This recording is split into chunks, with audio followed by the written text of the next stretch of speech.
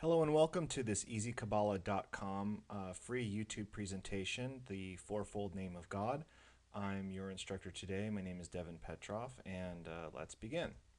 So in Hebrew, often you see God written as Yud He Vav He, and this is actually a code or acronym. So let's jump into this a little bit more, and hopefully by the end of this, you'll get a whole new appreciation for what Kabbalah is all about and how there's a whole new layer of meaning found within the Torah and within the Bible when we look at it from a Kabbalistic perspective. So in Hebrew, we read from right to left. So this is Yod, He, Vav, and He final. So when it finishes off a word, it looks a little bit different. But Yod, He, Vav, He is all there is. So Yod, He, Vav, He was written in biblical Hebrew in consonants only, so there were no vowels. The vowels are added later in conversational Hebrew just to help with overall pronunciation. So when you see this in Torah, the actual pronunciation of Yod He Vav He was a closely guarded secret. I learned in Hebrew school that it could have been pronounced Yahweh or Yahweh. It is often interpreted as Jehovah if you read the Yod as an I or a J.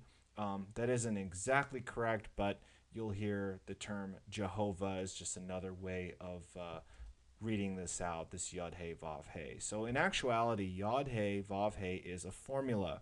It's an acronym for the nature of the universe, for reality and our own souls, ourselves being a miniature reflection of the universe and of Godhead itself. And we'll get into that a little bit more in further videos.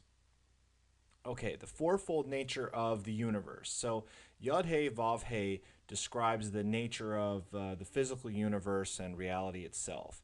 So Yod represents what is called Atziluth, and that's the archetypal world or the archetypal plane of existence. And we attribute this to the element fire. Not literally fire, but it's more of like an alchemical element of fire.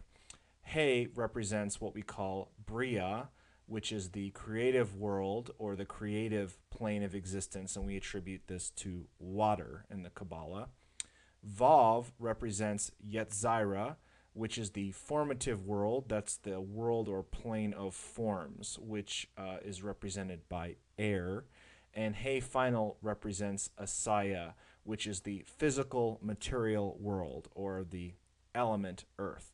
So the four parts of the universe describe the fourfold nature of all creation. Each and everything in the universe, including ourselves, contains within it the fourfold formula of God. So let's go into these in a little bit more depth, starting with Asaya, the material world. So we'll start at the most easy to understand, like the physical world first, and then we'll kind of work our way up. So let's start with the He final, Asaya, the material world. The easiest to understand world is our physical material existence, and therefore it will make more sense if we review the four worlds, as I said, in this order, kind of from the ground up. The material world is the result of the forces going on above it. So as Kabbalists, we shouldn't take the material world at face value. Rather, we should try to understand its underpinnings and kind of what's going on higher planes in order to manifest what goes on in the physical world. So an example of an everyday item is like what I'm on right now, my Toshiba laptop computer. So that's easy enough to understand, but where does that really come from? So let's take a look at this same item one step higher up on the Kabbalah tree, and that would be Yetzirah, the formative world. So this is the world of thought forms, and maybe in grade school or high school you learned about Plato's allegory of the cave, and in the allegory he talks about the physical world being made up of these various thought forms. So before you can define and manifest something that you want on the material plane, you have to know what type of something it is. So there has to be some kind of thought construct of computerness, of what constitutes a computer or a laptop computer before you can actually make one, or make a better one before Toshiba can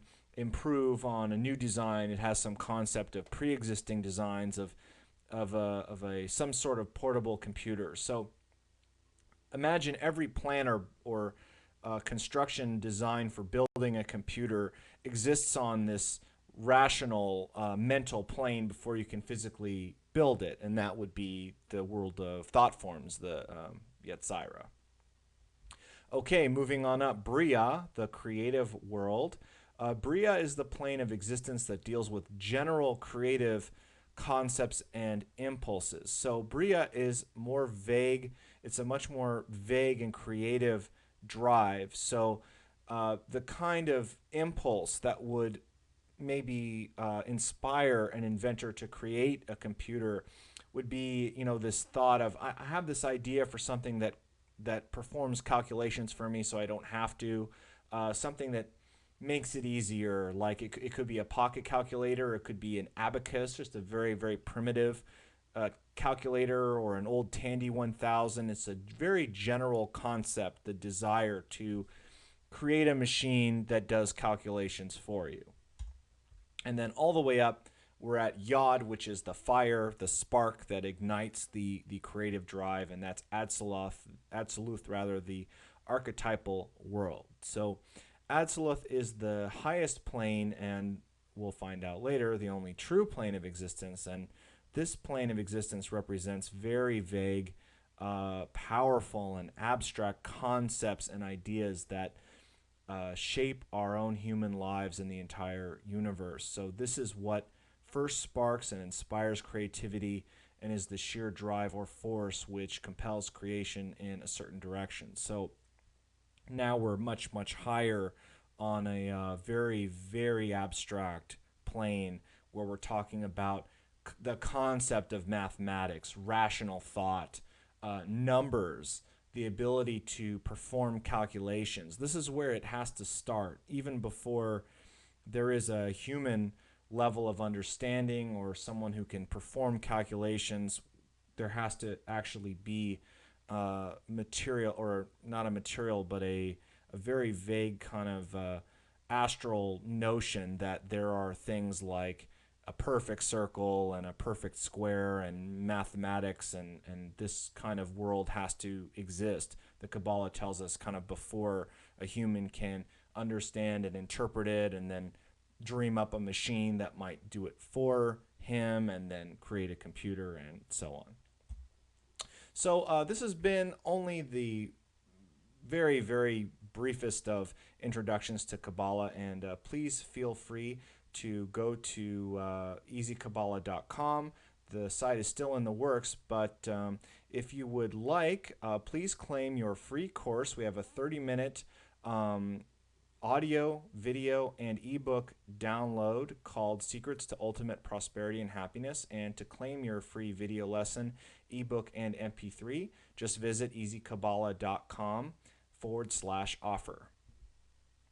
Thanks, and we'll see you again soon.